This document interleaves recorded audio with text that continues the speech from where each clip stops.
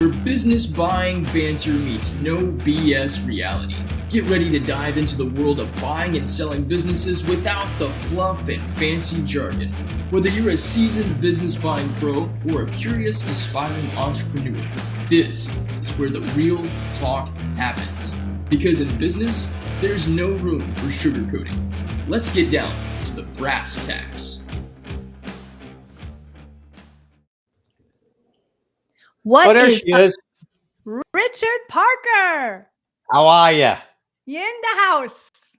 In the in the house. What's happening? Oh my gosh.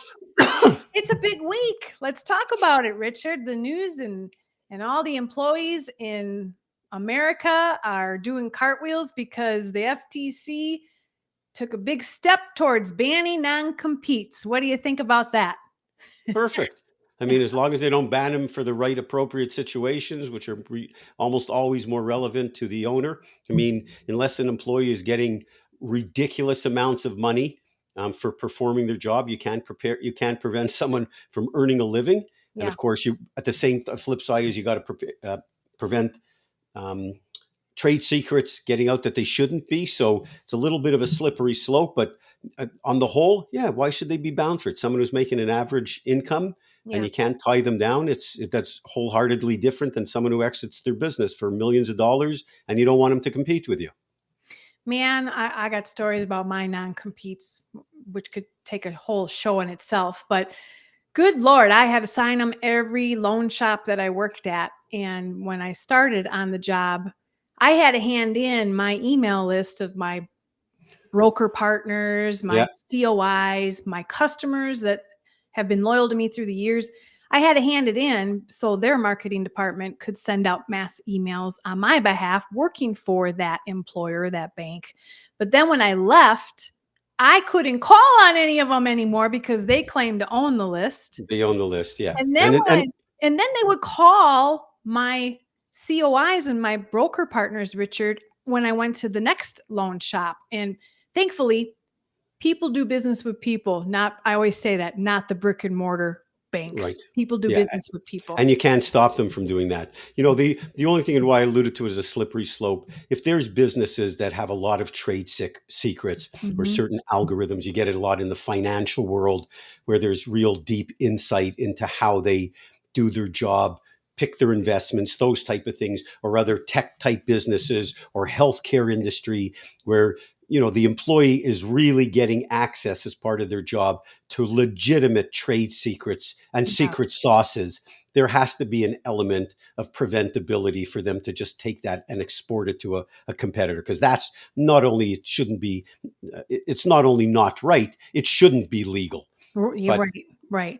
You know, so tell me there is a bit of a soft, yes. There is, but I was thinking, and of course, my disclaimer. You're always thinking. Right. And my disclaimer, I'm not an attorney. So for all our listeners out there, this is just my opinion. When you're buying a business today and there are key employees, and I checked a little bit further. So this new FTC ruling doesn't impact business acquisitions for significant ownership stake of at least 25% or greater, right? But what about, Richard, the key employees? Because sometimes a buyer will go in to buy a business and the underwriter will approve it for financing because the key employees are going to stay with the business. And sometimes the underwriter will condition they want the key employee to sign an employment agreement and perhaps a non-compete. But if they're not greater than 25% owner in the transaction, that's null and void now. Well, there's a couple parts of it, and I get that. Yes, as far as ownership is concerned, that's definitely makes perfect sense. As far as the employees and an underwriting requirement to have employee agreements, that's also can be reasonable, because if it's reasonable in the eyes of the underwriter, it probably makes sense for the buyer as well. However, buyers need to understand that the owner of the business with whom they enter this agreement cannot bind anybody else. So the agreement cannot state that the seller is going to get employment agreements certain individuals, they can't bind other people. And so that has to be negotiated between the buyer and the employees. Now, with the employment agreement, I don't necessarily agree with the underwriters in this case, because the buyer should be making the decision whether or not they want an employee agreement with individuals. They may sound good and happy. The former owner is happy with them. Well, what if you don't like them? What if you don't want them part of the team? What if they cause friction? What if there's office politics? What if they keep coming back to the old owner during the transition time and talking to the old owner and all these type of things? You should have the optionality to decide with whom you want to have employment agreements. And similar, non-competes could be part of it. If that's not allowed any further, well, that's just life. Right. I'm glad you brought that up, Richard, because working for various banks as I have through the decades of my career, I envision a lot of bank underwriters looking at each transaction in their own credit decision mind. And some banks may just pass on what is being proposed because they're not comfortable with it, or the bank's attorney's not comfortable with it. But then you could pivot and another bank may be comfortable with it.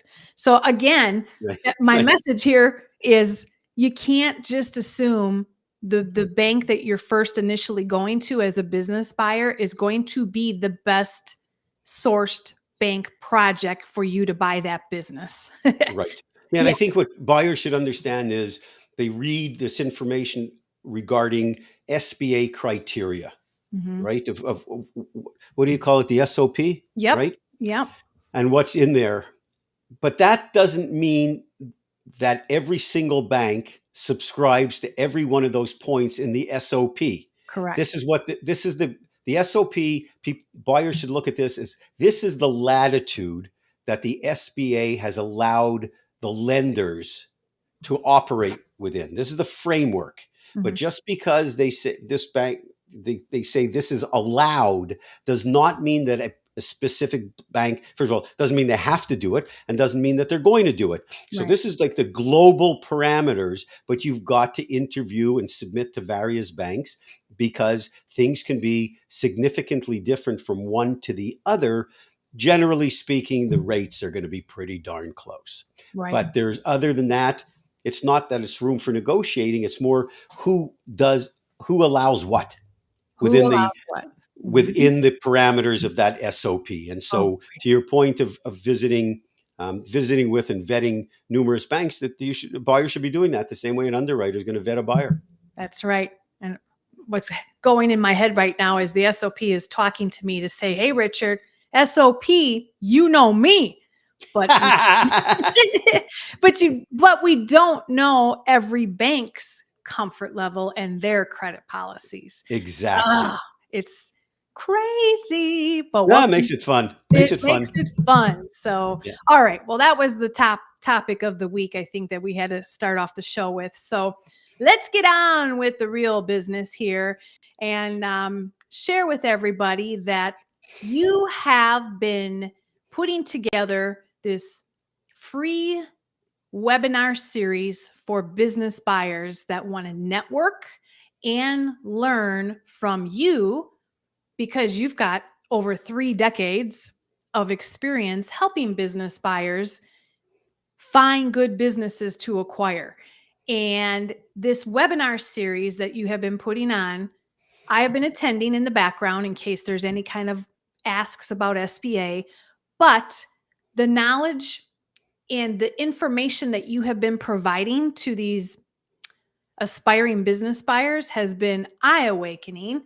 And the Q&A that you open up toward the end of the seminar has been incredible, because we're all hearing great questions from aspiring business buyers based on what lane they're driving down. And you've been providing feedback that's just been helping all of us get better at this process of buying businesses, because we have to learn from someone that's been doing it for 3 decades or more, not from someone that's been doing it for 3 months. Well, I appreciate it. 3 decades just means I'm old. And that's the first thing as you talk about, it's like, wow. And I started doing these because there's just so much darn misinformation and Mhm. misleading information and erratic information and self-anointed gurus that have never even done what they're teaching people how to do, which is even crazier. Mhm. And so we've had terrific feedback, and I really enjoy them because it based upon the feedback, I know it's helped a lot of people, and it's real solid, real world information they can put to use immediately. And it's been very effective. Actually doing one tomorrow, which is just a Q&A, because we very often run out of time during the webinars. So the next one is May 1st. We're going to talk about some questions a seller will ask you and the seller's mindset. So we pick out a different subject and then do the Q&A. And it's been, again, really interesting. And it always, and to your point about the Q&A, besides the educational piece, it allows people that are in the market to buy businesses to network with one another and bring up some questions that are related to deals that may impact someone else. And it's amazing how relatable a question is from one person to a scenario that someone else is who's listening in on the webinar. And so that's been, it seems to be pretty powerful. Like, my best barometer is the number of people that keep signing up and how many, how many emails I get after each. I'm very complimentary, which is nice. I mean, I appreciate it. It takes a lot of work to put these together. And even though, I have years of experience, you can answer most questions off the top. It's still, tens of hours to get the Mhm. presentation together. But I've really, really enjoyed it. And I know it makes a huge difference Mhm. for aspiring buyers. And having you on there was great. We had a couple of situations arise, and maybe even tomorrow or next week, we'll come up with the non-compete. So I appreciate the compliment. I hope buyers join us, because it, Yeah, it, it's very helpful, if I do say so myself. it is. And here's the difference, ladies and gentlemen, with Richard. It's free. He's not asking you to join a community for the next 12 months and you pay 10 grand to be part of this business buying network to learn how to buy a business. He's doing it free because you always tell me, Richard, you're not in it for the money. You're in it to help people buy successful businesses. Yeah, I That mean, that's exactly it. And some people may come across and say, "Oh, this guy, it can't be for real," but it is for real. And I Mhm. make materials very affordable. We have materials that we sell.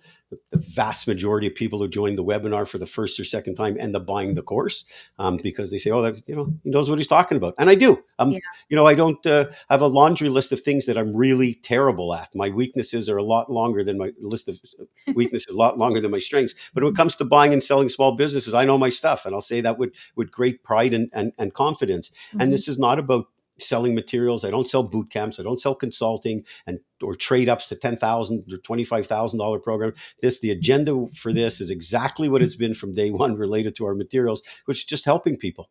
That's right. That's it. There's no other agenda there. I feel the same way when it comes to helping buyers find funding through the Yes. SBA. Um, I no longer work for a direct lender, and I truly believe, Richard, I was never a fit for working in a loan shop because they just pushed.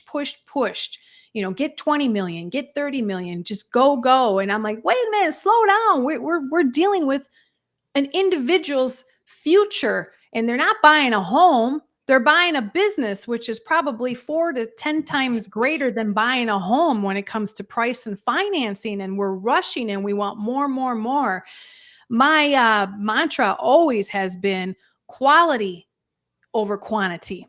Where Right. in corporate, when you deal with some direct SBA lenders, some of them are just top performers because they're money hungry, and it's all about quantity over quality, which can really put a business buyer either in the wrong structure or just the wrong loan. And Right. there are loan shops that rise and fall all the time. So Right. not only do you need due diligence on the side of trying to find the right successful business, you need due diligence to find the best funding that's going to make sure you're successful in the future, the near future. Right. I mean, yes. So, and I feel the same way. I mean, I've been in corporate for 3 decades. I'm right behind you. I'm not too far when it comes to age. You And look much better than I do. well, you look pretty in a bow on your head like mine. So come on, Don't let's don't, do that next time. don't even go there. But I feel like our banter here, we earned the fact that we can banter from our heart because that's where it's coming from. And where does that come from? ups and downs and years of doing what we have been doing and seeing mistakes and making mistakes ourselves and seeing other people make mistakes and the successes and the celebrations. I mean, that comes with decades of experience. That doesn't come with selling a $10,000 membership because I've just been doing this for a little bit and it's a passive income for me to make money on all of you dreamers out there. Yeah, Deb, you and I talked a bunch of times before we ended up doing this show together. And the one thing that was completely evident to me is your heart is in the right place.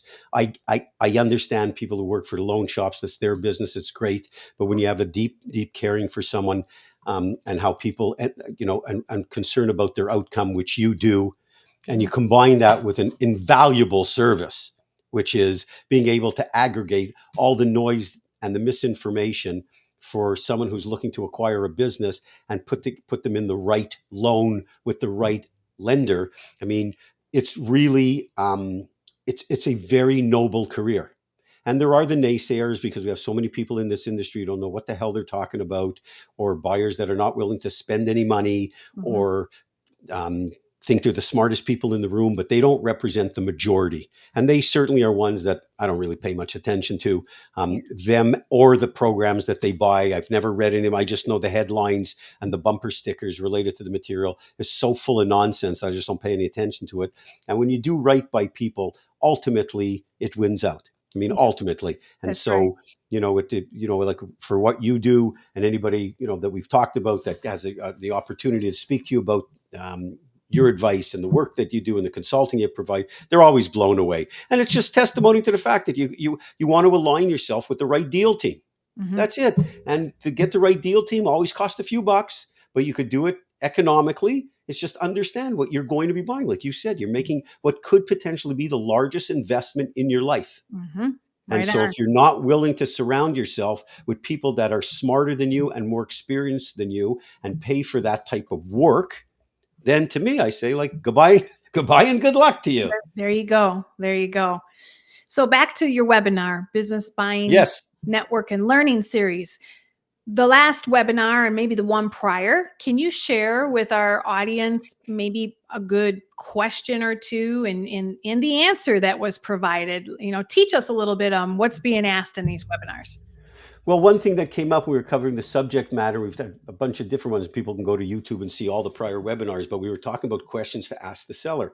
And most buyers will go through the usual thing. They'll spend a ridiculous amount of time going through the financials, which is sort of crazy because numbers are numbers. It's math. They are or they aren't. It's like I say, they is or they ain't, right? I mean, they're not subject to interpretation. The numbers don't lie. But it's very important when you're asking the seller questions and the stages of it. The first and foremost, establish a good relationship with the seller. Don't go in there like a bull in a china shop, bombarding them with questions or telling them all the things that are wrong about their business. Have empathy and establish a good relationship with the seller, because then you could typically deal with any hardships that come along the way during the deal if you have a nice, open, and trusting relationship with them. But some of the questions that I tell people that they need to ask, which are out of the ordinary, are certain things, for example, about what keeps you up at night about the business. Because you want to be able to dig in. Because if you ask a seller, what are the challenges in the business, they may not disclose. What keeps you up at night? Every entrepreneur that I've ever met in my life, a true entrepreneur, something always keeps them up at night about their business. And so you're able to find out from that, what are the potential problems? Because keeping in mind, what keeps a seller up at night about the business and they deem to be problematic in the eyes of a buyer who has no experience, no exposure, that problem has gone to the magnitude of 10 through their lens, right? Because they have no gut feel for the business. So that's real one that's important. Another one that I'd like to ask and came up last week was, and then again, there's 36 key questions you have to ask the seller, but these are some a little bit off the beaten path, and but really get to the heart of the matter, which asks them, what happens if you get hit by a Pepsi truck tomorrow? We've talked about this, I think, in the past, because you want to understand, how is that business going to be, can that business run on its own? Or to what extent? Meaning, if the seller says to you, oh, like if I, and a drop down to just how much vacation you take. But if seller says, oh, if I disappear tomorrow, I mean, a business is in trouble, it either means that they are the business, or they micromanage the people, or they don't empower, or they have the wrong people. Okay. Can I add real quick to that? Add as much as you like. what you just said, if that business was listed as an absentee-owned business Yeah, and you discovered what Richard just said, what happens when you're hit by a Pepsi truck, what happens and the owner's telling you it's going to be a shit show if I'm out of here. That is not an absentee-owned business. And you were just, well, screwed. Can I say that? yeah, yeah, you can. There's a lot more to it could say, and Sia will bleep it out. Yeah, and it's yeah, and that's another thing that's people are professing to find these businesses, selling complete BS that these are readily available. And are they available? Of course they're available, but they're not realistic.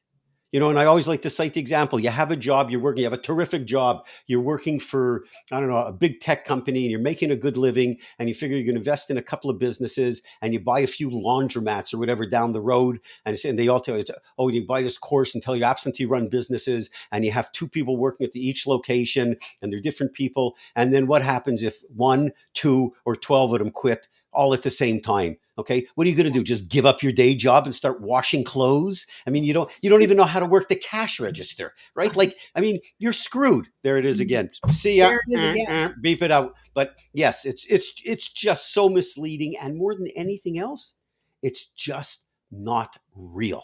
Yeah. It just doesn't happen.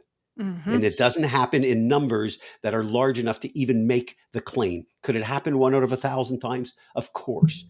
Mm-hmm. But you want to go start looking for 1,000 businesses until you find one of them? By then I'll be in this business 98 years. I'll probably be dead by then, but it's like, it's just not going to happen. There is no such thing as absentee owned. There just isn't. I think about the loan shops that I worked for in the past. If one new supervisor or one new employee comes in and upsets the team and changes the culture, I have been in those situations where the entire team walked out within a week. Yes. And you know what? It's toxic and it's so easy to avoid because I've seen it as well. And generally, you as a new owner, you will see that quickly because there's going to be one person, one employee, if it happens, who's going to be the loudmouth. They're going to start coming to you with stories or promises that weren't made, that they say were made. There's just one that sticks out. And again, it doesn't happen all the time by any means, but when it does happen, just with a little bit of common sense, a new owner can identify that individual quickly, okay? Because they start that BS from day one. And again, I want to qualify that this is not overly common, but it does happen. Make no mistake. And business buyers, they feel vulnerable. Oh my God, I need all these people. And they do at the beginning.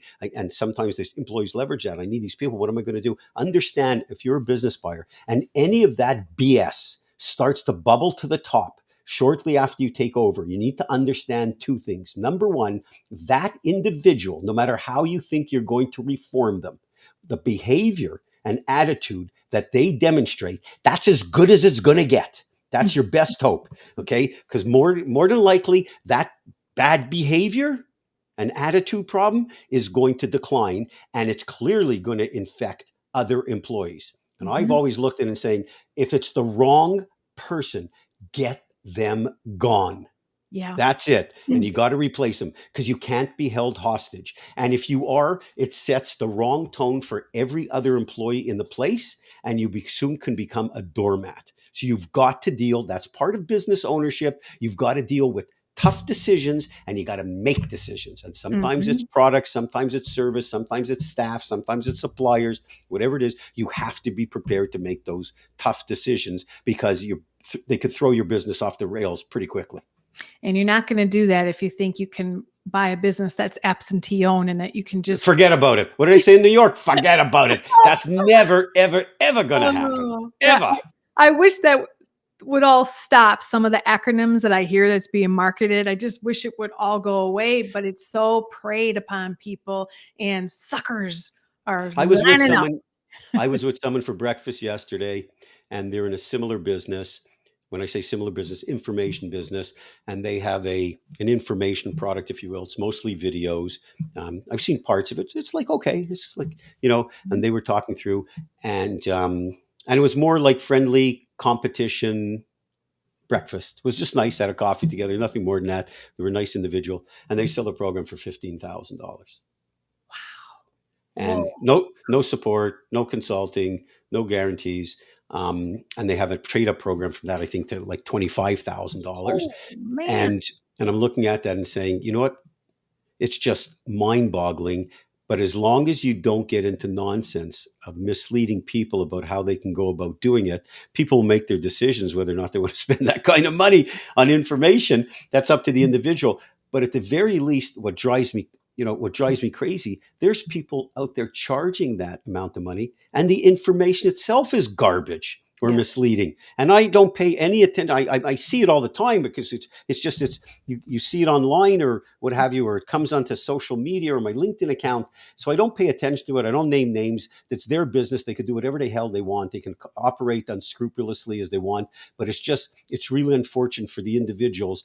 And someone asked me, well, I think it was Mike Finger, when these things are available, what would you tell people who are thinking about spending all this kind of money with some of these and buying into these delusions and promises? And I don't know if you saw the post. They said, well, there's 3 rules. Number 1 is don't be an idiot, right? Yes. Number two, do your research, because if someone is going to sell you an information product and doesn't give you a very robust guarantee, then they Mhm. can put whatever they want on their website. We give people a lifetime guarantee. I don't want their money if they're not thrilled. I said, and the third rule is go back to rule 1. Don't be an idiot. That's it. And if they're going to be out there, well, you know what? God bless them. If it's too easy for them to pull out a credit card and click the mouse for their computer, that's on them. That's on them. Throw Amen away to the that. mouse. Throw away the credit cards. Yeah, bring in the Terminator. Get some rat poison. Throw Yeah. away the mouse. Yeah. Take that money and hire a consultant, that's going to be knowledgeable and get you there. Or Versus, light it on fire. yeah. Well, what's another question? Give us another one that one of your registrants of the webinar series has asked. One of the most basic questions, and I've been in hundreds and hundreds of these meetings on the sell side and a buy side, but tons of them on the sell side. And the one question that astonishes me that people forget to ask, and I just wrote an article in Forbes about this, is that one of the first meetings with the seller, and they forget to ask them, how's business? That's And good to know. well, I mean, it's amazing how many people, and the reason why what you're looking for, the point is not the question, it's the answer. And when you go into these meetings, you want to be prepared for answers, to have comebacks for the answer. The reason why this question is so important is because you can get tremendous insight into how the seller manages his or her business. Meaning, when you say, how's business? And they say, it's good, or it's bad, or we're doing okay, or things are picking up. Well, here's my question to them. What the hell does that mean? Okay. I want a seller who says to me, oh yeah, business so far, we're up 4.2% for the first half of the year. Margins are off slightly, only about 0.5%, but we have a couple of things coming on board that should reverse that. We're looking at profitability. We're a little over 7% compared to last year. We've initiated the following new projects, and based on our measurement, here's where we see we are, and our marketing is yielding a better conversion rate. That's someone who has control of the business. That's someone who understands the details. They know what's going on. They don't deal in superlatives. Oh, it's good. It's great. It's like in the years when I used to have all these salespeople. Hey, how you doing? How are things going? Things are great. Okay. What does that mean? No, to me, it's how many orders do you have? Okay. Yeah. And how many are on the order log? It's quantifiable information. So by asking someone a question, a seller, as simple as how's business, it's not the question that's the issue. It's the answer. Okay. How did you get there? How did you get there? And it gives you great insight about how these individuals are managing their business, because the good, wonderful, terrible, average answer is entirely different than someone who tells you, can quote key metrics and exactly what's happening compared to the past. They are managing their business and or have the people that are assisting them to manage their business. So with all these seller questions, the questions are important. The answers are critical. And then you have to have the knowledge to know what is the follow-up question. For example, why are you selling? I'm retiring. Oh, great. He's retiring. End of story. No, not in this story. What are you planning to do after? Are you leaving the area? Are you relocating? Are you thinking about going into another business? Are your spouse, partner, whatever, are they retiring at the same time? And why do you want to ask that? Well, are you relocating? Well, yeah, we're moving to Virginia. Oh, wonderful. When are you leaving? Oh, this came up in a session, really. Oh, my wife said, I got to be out of there by Labor Day. And this is in May. And so I kept that in my mind. And they actually, I said, she's, oh yeah, as soon as we get an offer, we're putting the house on the market. Well, I put an offer. I watched I was ready to put an offer. Said I'm putting one in. I watched the house put on the market, waited another month, and shaved an enormous amount off the purchase price because I knew they had to. They were going to sell their house, move out. There was a trade off with the transition period, but it was well worth it related to savings. So the question is. The question is important. The answer is critical, and having the preparation with the follow up to find out what they're planning to do. Someone say, for whatever reason they're selling, you want to understand the true meaning. And so it's there's multi tiers to all of this. So when people sit down to ask seller questions, what seem to be the obvious, everybody's asking that. That's You right. want to ask the questions that get to the meat. Get to the meat. And Where's the beef? where's the beef, the details? And similar to that on the sell side, on the buy side, if you're going to use SBA financing, you have to put together projections, 3 years Yes. projections with assumptions. And I will help explain to buyers how to put together these projections. I can't do it for them because they should know how to do their projections. And Right. I always will tell them there's a section for you to write the details, the assumptions, because the underwriter wants to know, well, how are you going to get there? Or Right. why is it this expense on this line? Tell me more about it, and then sometimes they hand in the projections to me and they just leave it all blank. And generally that's a sign that they had someone do the projections for them or the business plan, and they don't know nothing about how to get there. No, nothing. If you don't know We, where you're going or how you're going to get there, what the hell are you you know, doing? what are you doing? And a couple of weeks ago, I was a manufacturer of automotive aftermarket products, Mhm. um, somewhat proprietary, somewhat customized, but the factory is at capacity. Business profitable, not immensely, but profitable, relatively speaking. Nice, solid business, been around for a number of years, and they sell these aftermarket auto products, cars and trucks and what have you. Um, and they put into their projections was 5 to 9% growth over the next 5 years. And I said, well, that looks terrific, Mhm. but you're at capacity in your production.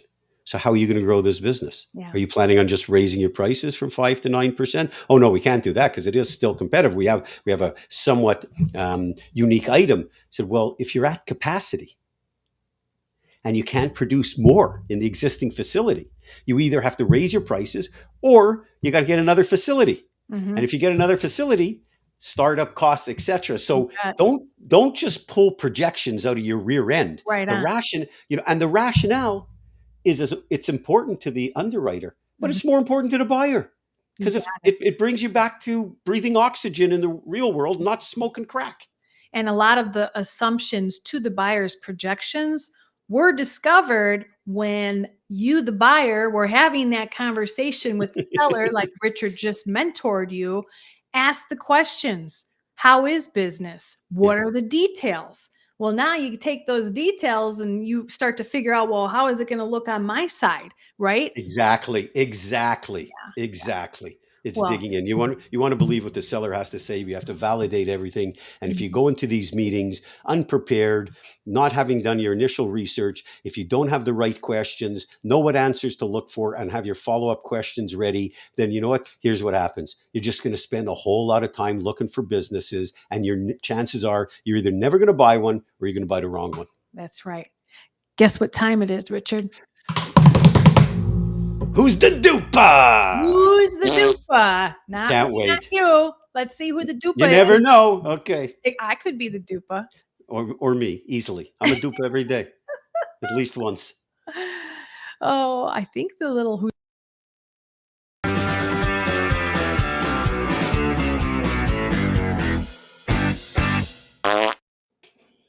All right. I still laugh at the yeah. I know. Well, this is a Never segment gets old. show. Who's the dupa? Where we like to just change the subject for a moment before we wrap up and get out of here.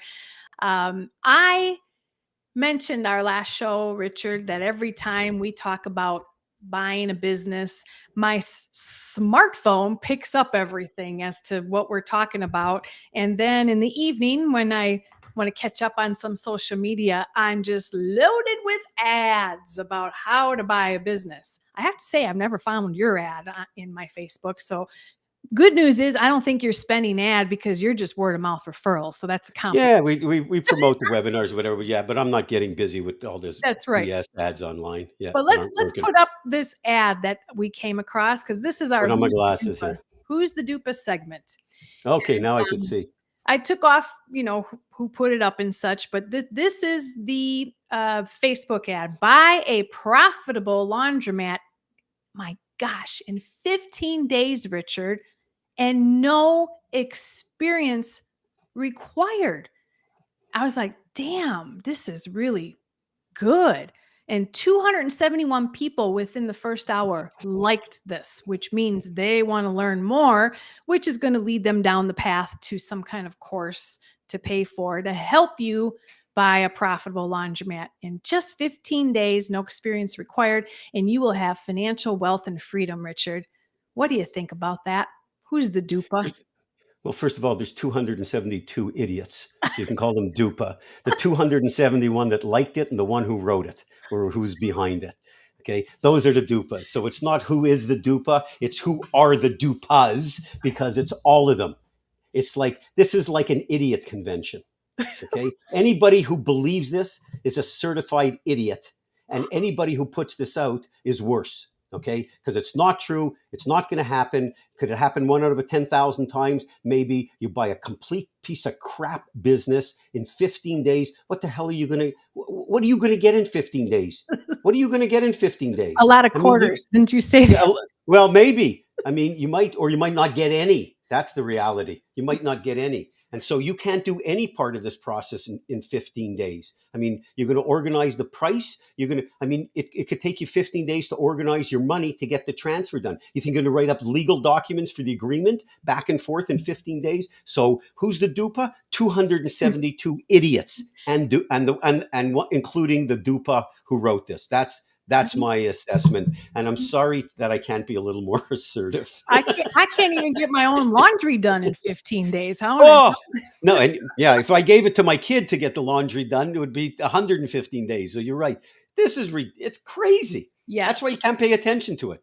And It's like, that's can't the pay shit attention. that's going viral on Facebook. It's all over the place. all the But I knew we were going to be talking something. You mentioned something about a laundromat in advance, and we talked about this. I came across this guy, and I have my glass. I wrote it down. His name is Mark Casordos, I think. Yes. Mark. I don't know if it's Sordos or Casordos, Cordos. Yep. And I read it, and I think I got a link to him from you potentially during the week. You did. Yeah. And I started looking at some of this stuff. And you want to know something? If there's anybody who's listening, you're interested in buying a laundromat or even thinking about it, find this guy because he, like me, like you, okay, he actually breathes oxygen from planet Earth. That's and right. He works in the real world, practical real world advice. Okay. He's not smoking crack. And so I would suggest anybody who's interested, find this guy, and maybe we can put it up at some point or the next show because he's for real. He's one of these guys. If he's going to tell you what you need to hear, not what you want to hear. And he was very impressive. I haven't spoken to him, but I was really impressed by what he had put out there. We will get him on this show because I have him as a guest actually on May 1st, right after your webinar on my Dial In with Deb audio. That's how we saw him. That's how I saw it. Right. Okay. And he just published a book. It's on Amazon. The Laundromat Bible is what it's called.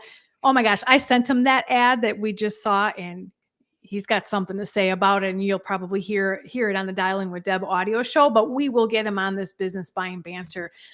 Beautiful. I'm telling you, he's just like you. He's got a few comments to say about I'm very sorry I have a lot of pity for him if he's just like me. I got an ad and I get some of the same things that I get these ads because of a result of what we're talking about. I guess they're always snooping on us, right? And so I had one that was, I think I mentioned it a couple of weeks ago. It was from another self-anointed guru. And the proposition there was buy a $250,000 a year cash flowing business in 19 days. No money down. Nice. I'll tell you what, I should have responded to that individual. I said, "Why don't you do this? You find the business that you think can happen, and show me their building, and I'm going to eat their building brick by brick. If that happens, what you say can happen. Can I get my money back if it takes 20 days and not the 19 as You c- promised? you can't get your money back ever, ever. When you buy these information products, ever. I mean, I saw one person who has like a 30-day refund, I think it was. I mean, Mhm, I've always said I give people forever. mhm. We've sold over 100,000 copies. You know how many refunds we've given over years? How many? 60, 64 Refunds. out of over 100,000. Damn. Wow. So Like you're on your word. it's point As zero zero zero, I think 064. Mhm, Like, I mean, it's like almost unbelievable because you know what? There's value. And when you put into words what the truth, people mhm. respect that. There's That's some right. who've never bought a business, no doubt. Tens of thousands who have 48,000 plus, I think, at this point. Um, out of the the last audit. But I mean, if you provide people with value, they're going to appreciate it. That's right.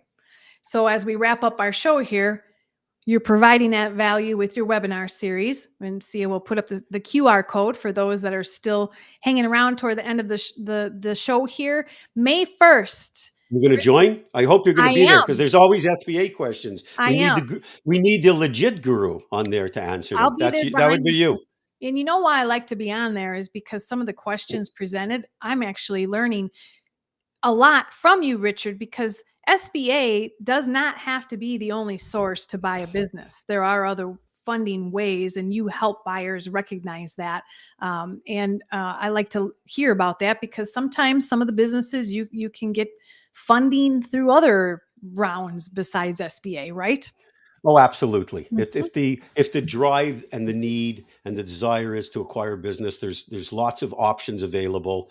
None of them are delusional, right? Mhm. This concept of buying businesses for no money down, but there are other options that exist, and we can talk about those at a certain time. But I'm glad you Yeah. sit in with us so that you could learn, but also are able to dispense your years of advice for those individuals that are looking go down the road to SBA financing. And as a plug, we know each other for a little while now, and anybody who's looking to SBA financing, if you don't call Deb to at least understand what's involved, then you should probably have your head examined. I Mhm. mean, you know your stuff inside out, and at least inform yourself. Get the advice from the right people, and then decide.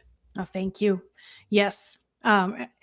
It just comes from the experience of working at various banks, all the different sizes, and realizing I was stuck in one credit box that I thought I got to get the hell Right, out of here you got to and get out be of able there. to source several places, especially with all these changes that are Right. going on. So yes, May 1st, ladies and gentlemen, Richard's webinar series and Business Buying Banter.